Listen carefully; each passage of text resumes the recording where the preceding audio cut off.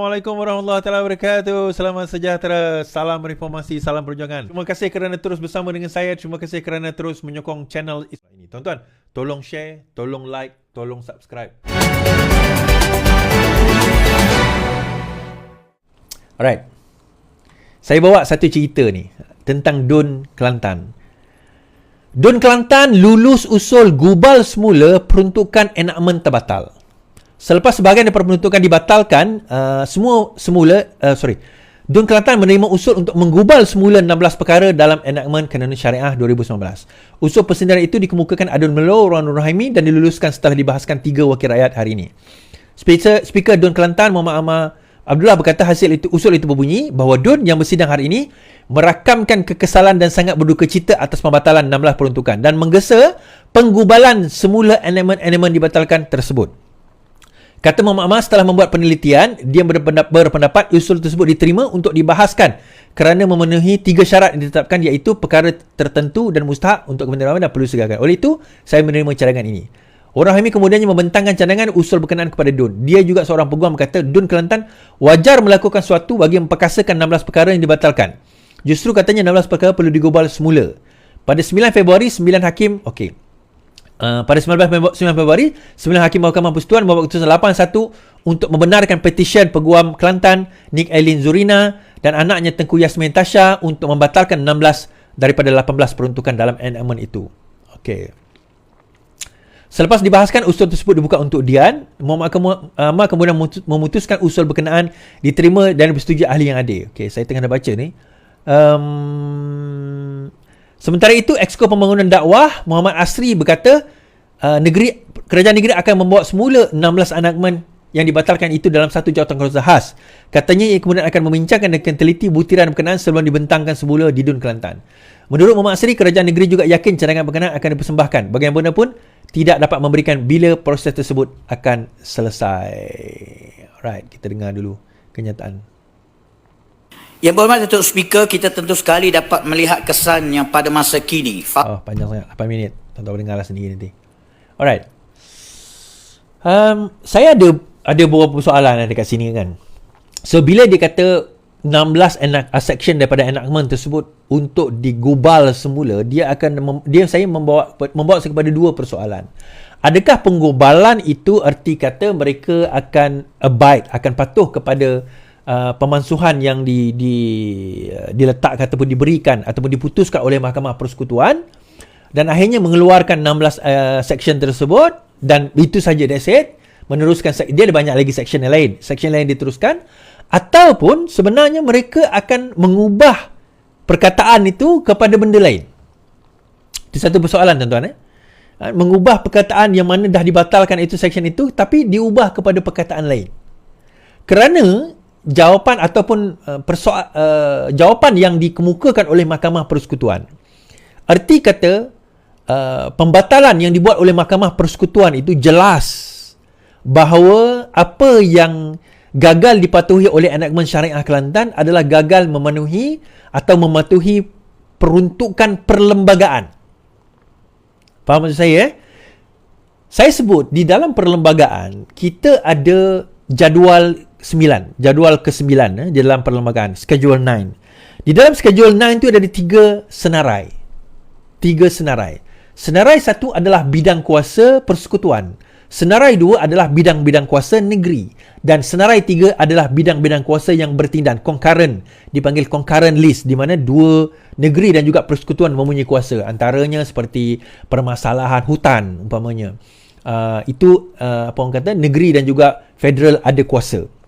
Now, bila kita menyentuh perkara yang melibatkan jenayah yang disebut di dalam section di dalam Mahkamah Kanun Jenayah Mahkamah Syariah Kelantan, perkara-perkara yang diputuskan 16 daripada 18 itu sebenarnya adalah bidang kuasa federal dan bukan bidang kuasa negeri. Bermakna, tuan-tuan, sebenarnya semua yang ada 16 itu pun dah ada undang-undang dia. Itu maksud dia. Sebab itu bila baru-baru ni Hulu Terengganu kot daripada PAS mengatakan lepas ini dia kata enakmen syariah telah dibatalkan, maka yang berpuasa tidak lagi boleh didakwa. bangunlah MP Bangi. Yang pertama, lain kali baca. Peruntukan tak berpuasa itu tak ada dalam 16 perkara yang dibatalkan. Tak ada dalam 16 perkara yang dibatalkan. Tak ada. Dia sebut lepas ini boleh yang tak berpuasa tidak boleh didakwa. Dia kata tak ada pun dia sebut. Tetapi itu yang dibangkitkan. You see how sama ada dia orang ni bodoh, MP PAS ni bodoh, ataupun mereka memang sengaja nak mengelirukan orang ramai. Dia ahli parlimen ni kita faham. Orang macam saya baca, saya faham. Tuan-tuan yang dengar live saya faham. Tetapi majoriti rakyat dia orang tak faham. Saya ambil contoh, dia kata lepas ini bolehlah orang Kelantan minum arak kerana enactment minum arak itu telah dibatalkan. Yang dibatalkan adalah perkara yang menghayalkan, bukan arak. Apa yang menghayalkan tuan-tuan? Antara lain dadah. Dadah dia sudah ada kanun keseksaan, sudah ada akta anti dadah dia. Kita sudah ada spesifik, dia ada Dangerous Drugs Act. Kita ada penal code, kita dah ada undang-undang khas untuk menangani isu dadah. Dan semua 16 perkara itu adalah perkara yang disentuh mengenai takzir. Tak ada kena-mena dengan hudud. So, bila dia kata tadi, dia kata ini adalah, saya baca, ayat dia berbunyi,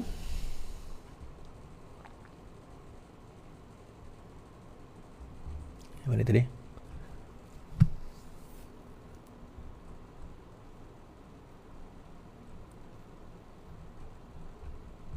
Okay, kita dengar.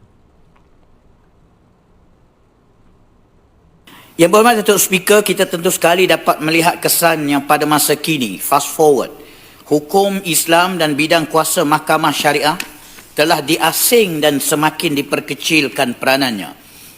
Okey. Hukum Islam dan mahkamah syariah telah diasing dan dikecilkan peranannya hasil daripada keputusan itu tadi. Now, number one, sejak kita merdeka, sejak 1957 kan, kemerdekaan 31 Ogos 1957, memang sudah ada pengasingan di antara mahkamah syariah dan juga mahkamah persekutuan. Jadual ke-9, list tersebut dah ada kat situ sejak 1957 lagi. Bila dikata dia perkecilkan, kita kata tak pernah dia perkecilkan pun. Bidang kuasa syariah tetap lagi menyentuh nikah kahwin, tetap lagi menyentuh hal-hal orang Islam tertentu yang kita kata, yang kita benarkan, dan setiap negeri itu mempunyai pegangan dan pandangan mereka sendiri. Fatwa umpamanya masih lagi di bawah bidang kuasa negeri. Sejak daripada 57, bidang kuasanya begitu. Tak pernah diperkecilkan. Yang diperkecilkan tuan-tuan, apa dia? Yang diperkecilkan sekarang ini adalah kemampuan, kecekapan, kepengetahuan pemimpin PAS di DUN Kelantan dalam orang kata apa, menggubal undang-undang mereka. Itu yang kita persoalkan. Bagaimana mereka boleh encroach, masuk ke dalam bidang kuasa persekutuan, mengambil alih bidang kuasa persekutuan, sedangkan itu bukan bidang kuasa persekutuan. Sebagai seorang peguam, out of all the people in this country, sepatutnya dia orang yang lebih memahami. Again, macam saya kata, it's all their political agenda. Benda ni dah ada bukan baru hari ini. Benda ni dah ada sejak 57 lagi. So, bila dia kata memperkasakan tu sebenarnya, kita dah tahu memang bidang kuasa syariah, mahkamah syariah dan mahkamah sivil tu dah ada. Pembahagian tu dah jelas. Bidang tugas masing-masing dah jelas. Sekarang ini mereka encroach. Now, bayangkan tiba-tiba tuan-tuan, mahkamah persekutuan, dia nak encroach, dia nak kacau pula mahkamah syariah. Hal nikah cerai orang Islam, dia nak masukkan. Apa pandangan orang Islam?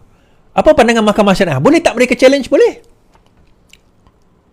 Boleh. Sebab itu dikatakan bercanggah dengan perlembagaan. So, dekat sini kita nampak betapa lemahnya pemimpin PAS. Saya rasa macam mana lah dia orang ni memimpin kan tuan-tuan. Saya pun tak faham macam mana agaknya macam mana dia orang ni menjadi pemimpin. I also don't know. And it beats me macam ni dia orang jadi pemimpin. Alright.